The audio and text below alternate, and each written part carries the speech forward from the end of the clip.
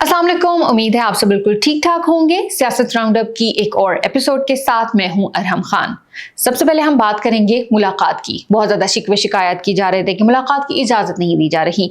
अब मुलाकात फाइनली हो गई है और जिस मुलाकात की मैं बात कर रही हूँ वो हुई है अडयाला जेल में।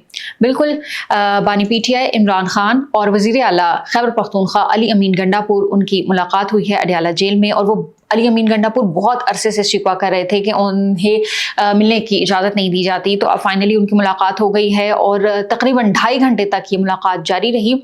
और इसके बाद की कहानी कुछ इस तरह से है कि अली अमीन गंडापुर उन्होंने बाहर आकर बहुत ज़्यादा तफसीलात तो नहीं बताई, लेकिन जो खबर हम तक पहुंची है वो ये है कि इमरान खान ने फाइनली अपनी बहन अलीमा खानम को मना कर दिया है सियासी बयानबाजी से। एक बहुत अरसे से हम भी ये बात कह रहे थे कि अलीमा खानम बिल्कुल गैर सियासी नहीं है और वो जब भी बाहर आती हैं अडयाला जेल से तो वो आकर बहुत सारी बातें करती हैं, पार्टी को डायरेक्शंस देती हैं। खैबर पख्तूनख्वा हुकूमत के हवाले से कोई भी मामला हो, कोई भी बातचीत हो, उस हवाले से भी वो बात करती हैं। लेकिन अब खबर ये आई है कि उन्हें मना कर दिया गया है क्योंकि पाकिस्तान तहरीक इंसाफ के जो अंदरूनी मामलात हों या फिर खैबर पख्तूनख्वा हुकूमत के जो भी मामलात हों उसके ऊपर वो जो है बातचीत ना करें।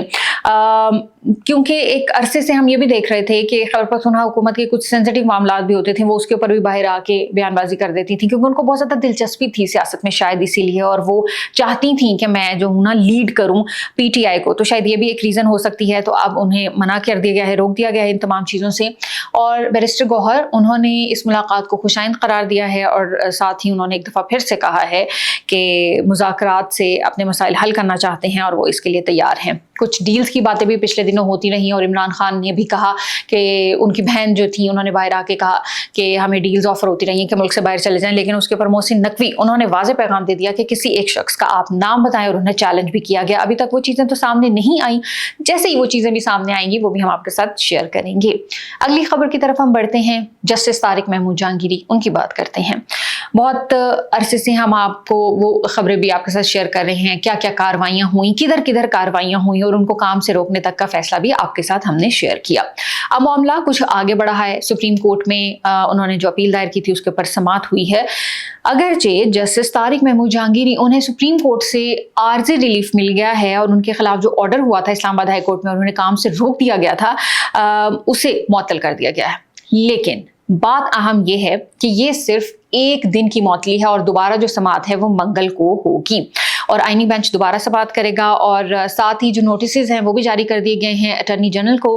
और इसके अलावा जो दरख्वास्त गुजार बने थे जस्टिस तारिक महमूद जहांगीरी के खिलाफ मियां दाऊद एडवोकेट, उन्हें नोटिस जारी कर दिया गया है और उनसे जवाब भी तलब कर लिया गया है।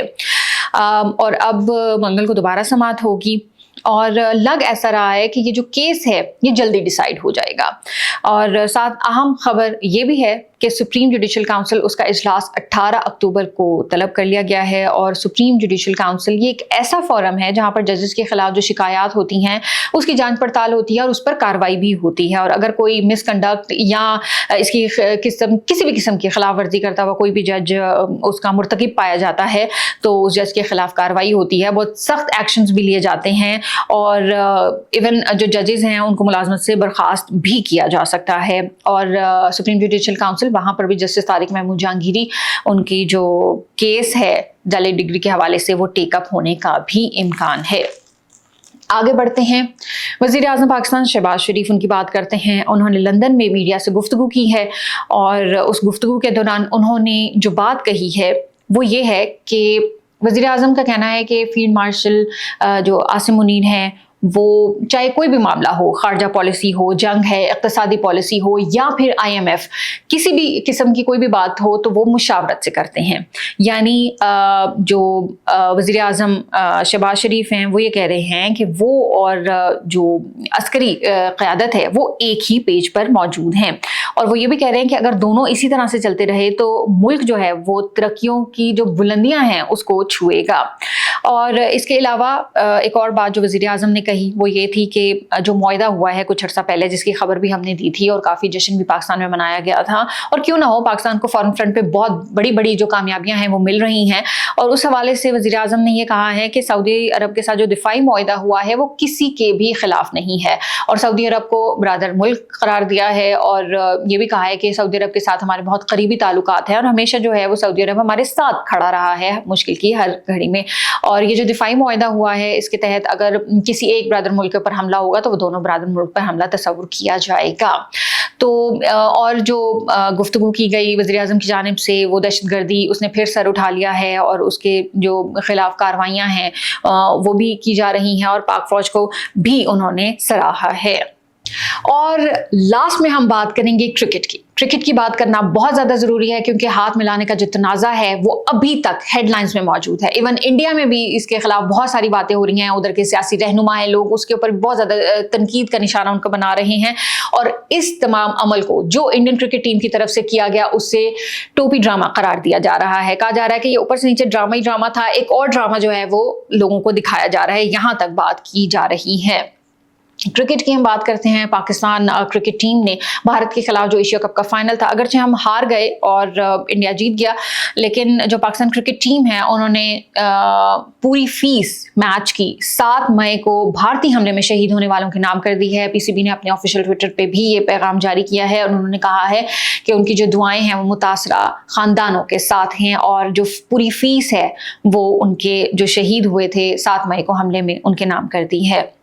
और जो एशिया कप का फाइनल था, जो प्रेजेंटेशन सेरेमनी थी, उसके अंदर हमने भारतीय क्रिकेट टीम की हरदर्मी भी देखी, और वहाँ पर उन्होंने एशियन क्रिकेट काउंसिल के जो सदर हैं मोहसिन नकवी, उनसे ट्रॉफी लेने से इनकार कर दिया था। लेकिन मोहसिन नकवी वो भी डट गए, उन्होंने कहा ठीक है ऐसे तो फिर ऐसे ही सही, और बहुत अच्छा किया उन्होंने वहाँ पर। उन्होंने कहा कि वो ट्रॉफी जाते हुए अपने साथ ले गए, और बाद में हमने देखा कि इंडियन क्रिकेट टीम ने जो सेलिब्रेशन भी की उसमें ट्रॉफी नहीं थी, और इसके ऊपर उन्होंने कहा है कि हम ICC में भी जाएंगे और मोहसिन नकवी के खिलाफ जो है ना वो हम शिकायत भी करेंगे। ठीक है आप चले जाएं, लेकिन जो गेम की एक स्पिरिट थी, गेम का एक विजडम था, वो आपने तबाह बर्बाद कर दिया है। ये बात आप जान लें, आपकी अपनी जगह पूरी दुनिया में हो रही है, और जो खेल का मैदान है उसको खेल के मैदान तक ही महदूद रखना चाहिए।